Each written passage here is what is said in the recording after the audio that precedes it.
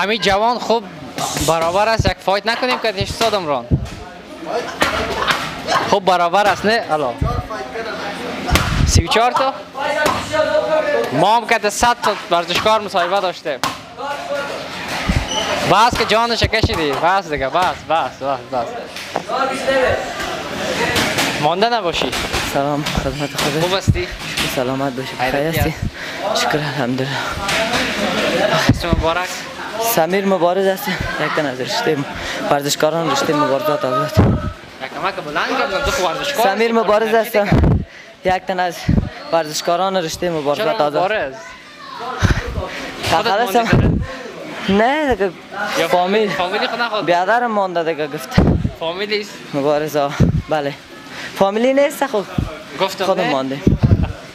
ما دی وقتا زیاد گپای ورزشکارا را فهمیدیم.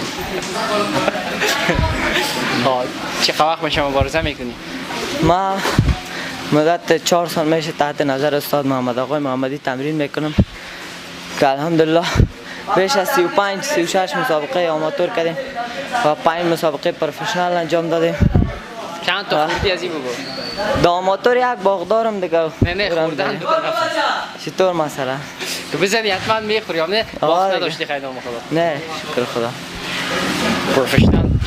پروفشنال نه. من دارم چی وقت بخیر پروفشنال میری؟ حالا بخیر 19 روز بعد در سازمان دور نوی سازمان ایفنسی بخیر با یکی از ورزشکاران از ولایت پروان به نام فردین محمدی.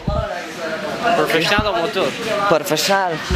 2 رکورد شیرداگ هم داره البته یکیش تیکی هست یکیش سرمیشن که انشالله از خودت اولین مسابقه میشه دیگه؟ نه اما پنجمی مسابقه پروفشنال من. پنجمی اینی ششمیش است فایت کنم. 5 مسابقه کردیم. سر خود حاکمیت داری؟ الحمدلله برای زحمت خودم میکشم. گفتنی داری به معرفت فعلا؟